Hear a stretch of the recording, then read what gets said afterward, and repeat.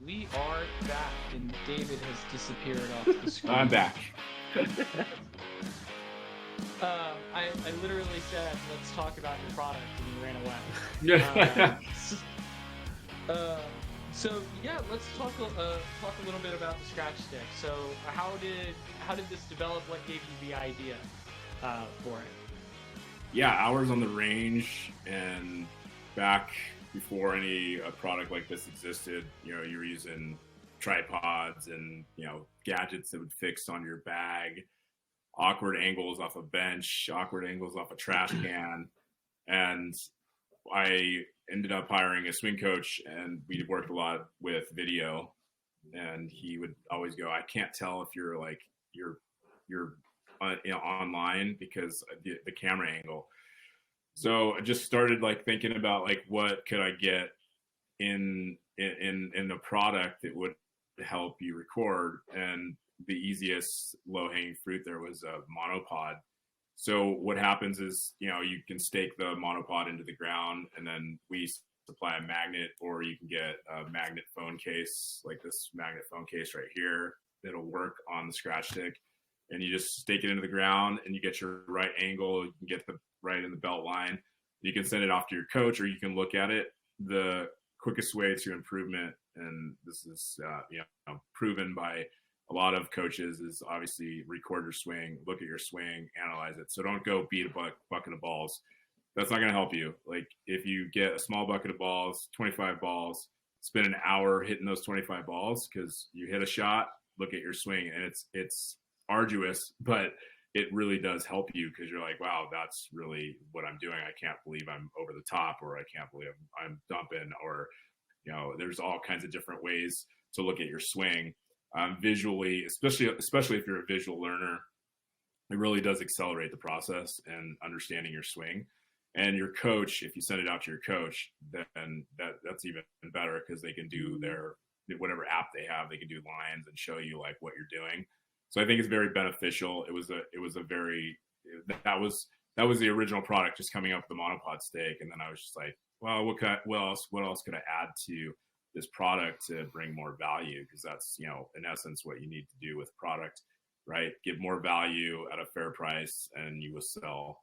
And it was like, oh, okay, cool. You can use the monopod as an alignment stick as well. It comes with the track that you can also use as the parallel alignment stick. And then I was like, what else could I use this for? And then the putting mirror, it comes with the mirror on top of the monopod, so you can actually put your ball on top of the mirrored part and get your eye alignment over the ball. So a lot of great putters like Tiger Woods and Jordan Spieth, their eyes are over the ball. And in order to really solidify that process is to put the mirror on so you can actually see your eyes in the mirrored finish. And then you putt off of the stick, and that keeps your club square. Hank Haney just dropped the video for us, and he shows it. So if you go to our social media, which is Scratch Stick, you'll see him instructing on how to use the Scratch Stick. He actually used it in a unique way, which was putting it on the track with the mirrored part in the track. And it's amazing to me how many people have used this so differently.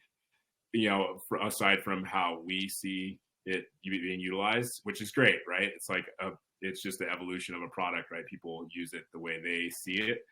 And Hank Haney did it on the track, and obviously he was trying to get a point across as far as the eye alignment. So if you have time, head over to Scratch Stick on Instagram, and you can see it. It's also on our website, so which is thescratchstick.com. But all in all, it was one of those things where I wanted something that was seamlessly, you can put it in your bag. You could travel with it on a boys trip. You can use it in your hotel room the night before to practice. There's fun games you can do with it. It's just really a great tool to have in your bag without taking up a lot of space. And it's really well built. And that's the feedback we get. They're like, oh, I thought this was going to be cheap. It's like they get it and they're like, oh, this is a real tangible, real quality product that I can use. That really helps my game. So it's been a great journey for the product, and the new version hopefully get into production soon. But it's been a fun journey, and it's really helped my game, and I use it religiously. And that was the one thing. It was just like, I'm going to build this for myself, and if somebody else wants it, then great.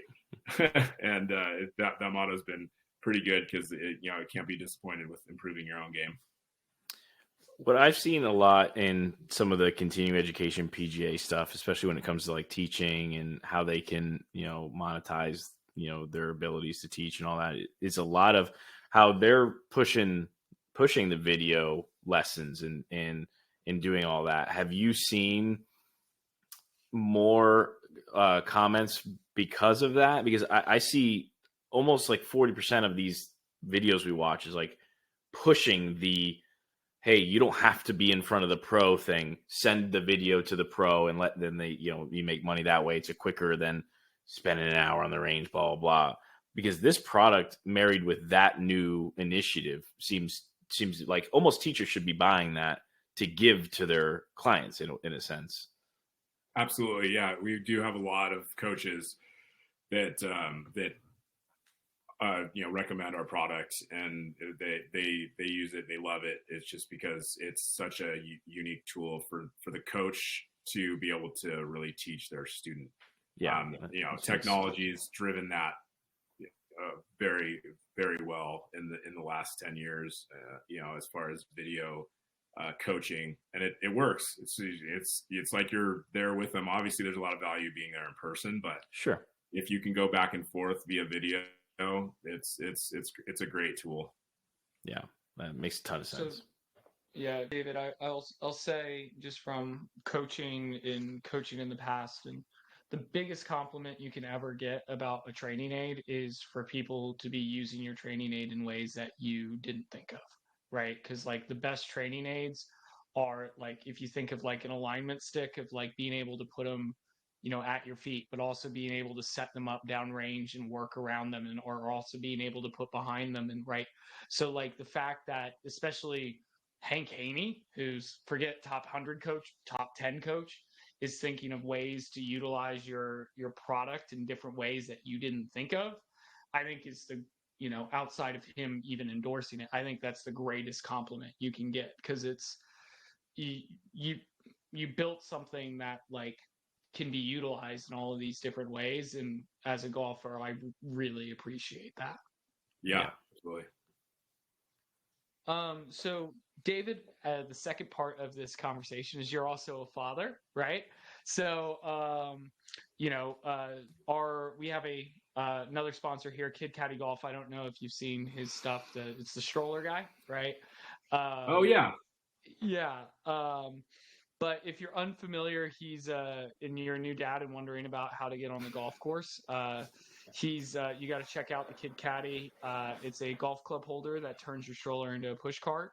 It can fit any stroller and holds a full set of clubs, 7 balls, and everything you need to turn tee time or nap time into tee time. Introduce your kids to the game of golf with kidcaddygolf.com. So I'm making that introduction. He sponsors this segment where we talk to guests about their interactions with their kids in the game of golf.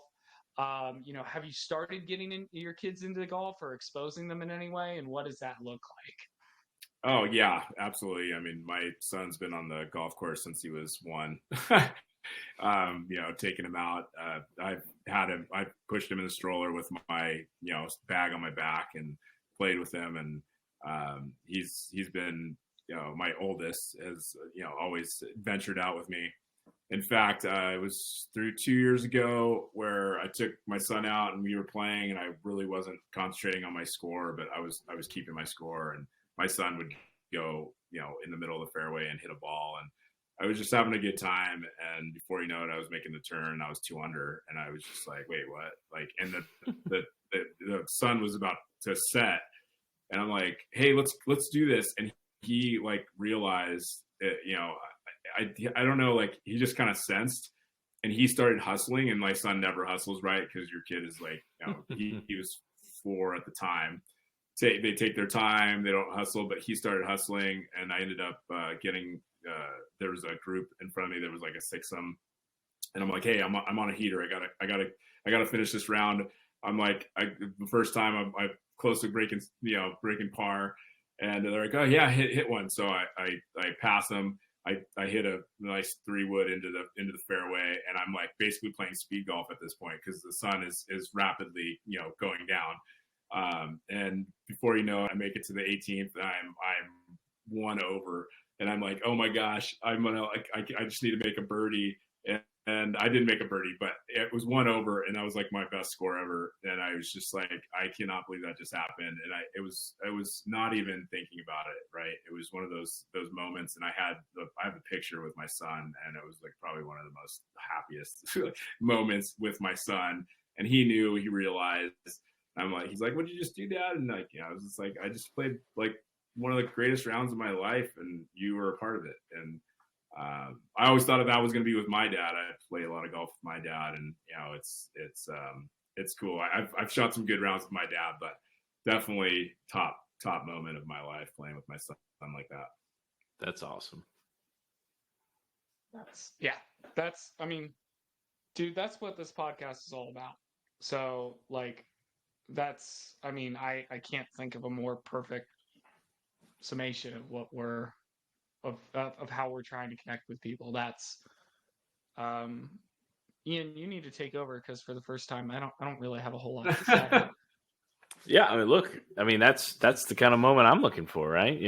My kids are 4 and 2, and we're actually potty training our littlest this weekend, so I may take the oldest and go golfing on Sunday. So I need to play before Cabot Farms, and if I have even 10% of the experience you just talked about with him, that would be a win. So, yeah, I mean, look, the whole point of golf, like you said, you wanted to do it with your dad. Well, because you did do it with your dad, play golf, now you're playing with your son, right? And then you have that experience. And then you're always going to have that experience. No matter what, you're always going to have that memory and that story, right? And then one day he'll have kids, and he'll say, oh, Peepaw, Grandpa, whatever you'll be named, Yeah. He's played his best round with me, and maybe he gets to have that experience. So it's awesome. I mean, it's, again, like what Tucker said, that's what it's all about, and growing the game, and sharing stories, dads and kids. It's fantastic. Yeah, it's a good feeling all around, and my biggest connection is with my dad as far as through golf. I shot my second best round with him out at Rams Hill in Borrego Springs, and that was 2 over, and I was just like, that's a magical place. And if you guys ever have a chance to get out there, Rams Hill is by far the most magical place you'll ever be, because it's the only thing really out there. And I made it make it an annual trip out there, but I was playing with my dad and a group of buddies, and it was almost effortless. In fact, I was actually not feeling well, not from alcohol or anything, but I had basically a migraine going on, and I don't know, for whatever reason, I was playing lights out with immense pain in my neck. So that's another memory that stands out with my dad. And I played a lot of golf with my dad, but it's amazing to experience it with your dad, and that's why this podcast exists, right? It's like connecting. Yeah. So where is this? What is this golf course that you were saying? Rams Hill. Yeah, Rams Hill out in Borrego Springs. Yeah, I got it. I'm assuming it's California. Yep, it's California. It's in San Diego County, and it's just short drive out, about an hour and a half, and about 2 hours from LA. And they've done a really good job. I first played it in 2014, and that was the magical like light bulb that went on when I played that, and it was insane. And I actually met the owner the first time I played it, Bill. He's a wealthy millionaire, and he ended up buying the course, and talked to him. He's the nicest guy ever. And that niceness has definitely been found into the golf. Sorry, my kid is actually yelling behind me, if you can hear that. Oh no, we've been there before. Yeah, we've been many times on this podcast. Was yours not working there? Let me see if I can. Was it not popping up? You couldn't see it? It said it was sharing. I guess you guys couldn't see it. Yeah, it looks, this course. Sorry, here I am looking dumb because I thought you guys could see this. Yeah, that course it looks was just spectacular. Yeah. Okay. Yeah. Sorry, guys. yeah, I love that it's like in the middle of nowhere. That's fantastic. I mean, it reminds me of, if at least if I'm looking at the right club, it looks like, there's no homes, at least on that photo. So, yeah, no, that reminds me of Quintero in Arizona. Just nothing but Yeah, it's a lot for somebody that's in another state to travel out and do it, but it's definitely worth the trip. And there's a lot of homes out there that are Airbnbs, and there's not a real big hotel there either. So, and you can see the stars in the middle of the night. We usually make it a night trip, and it's awesome. Official dark city, so they have to turn off their lights after 10. So it's a magical place. It really is. That's cool. I've never heard of that. Have you guys, Tucker, have you heard of that? Like a dark city? Yeah, so there's not so much around here, but like in places in West Virginia, for like light pollution and stuff, they have to turn it off depending I where had you are. no idea that was the thing. That's pretty cool. That's pretty cool. Yeah, very cool. Yeah. It's I was we can't go through the details or reveal any of it right now, but my friend is buying a golf course, and I've chatted to him about doing because it's out kind of in the middle of nowhere as well, but doing like camping days. Like Tobacco Road does this thing every year where they, on their Memorial Day tournament, you can get a tent spot on, like, not on the golf course, but just like off kind of in some of the woodlands and stuff like that. Yeah. But like I think that's something that's not matched up enough of like the outdoor experience that comes with golf, not just like, but like if you told me of, hey, you and the boys can pack up the truck, go up and head somewhere outside the city for 2 hours that the lights are shut out, there's nothing else out there, and camp at night and then play golf all day and then go back to the campsite and then golf all the next day and come, I would sign up for that immediately. Right? Like, and maybe that's just the country bumpkin in me. A Coachella version. Coachella version of golf.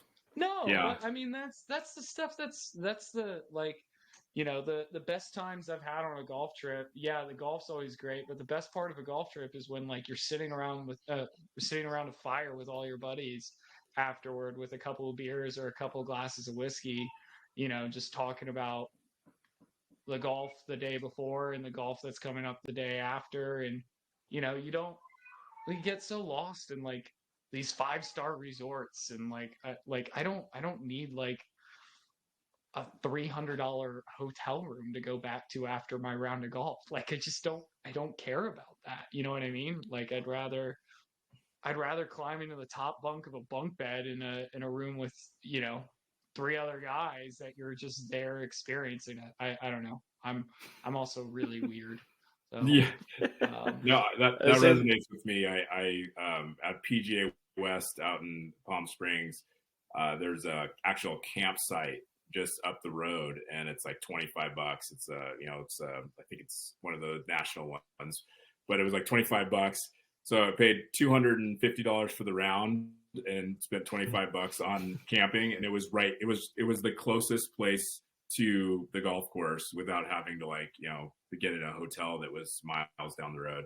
And it was actually one of the most memorable golf trips just because of the camping aspect and being able to be by a fire and, crawl into my tent after and and then play the next day.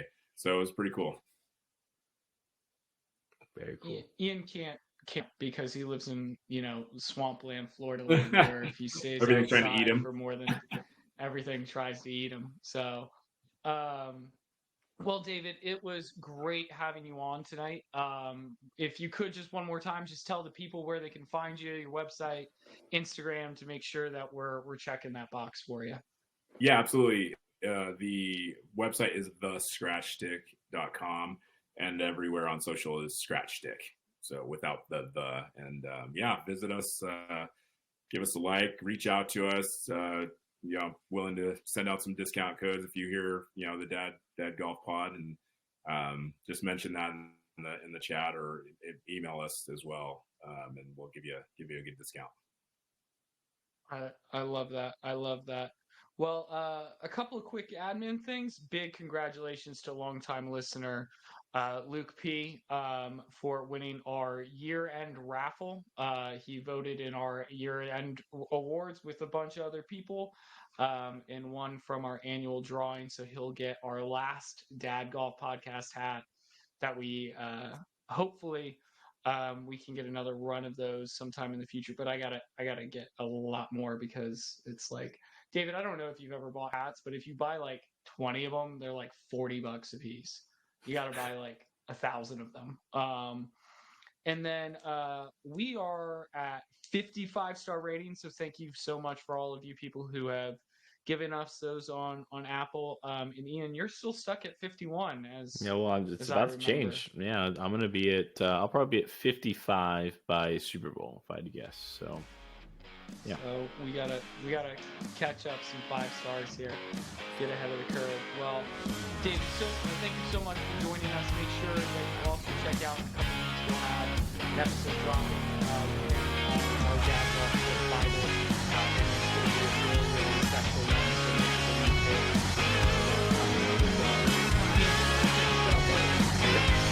Have a great day if you want to.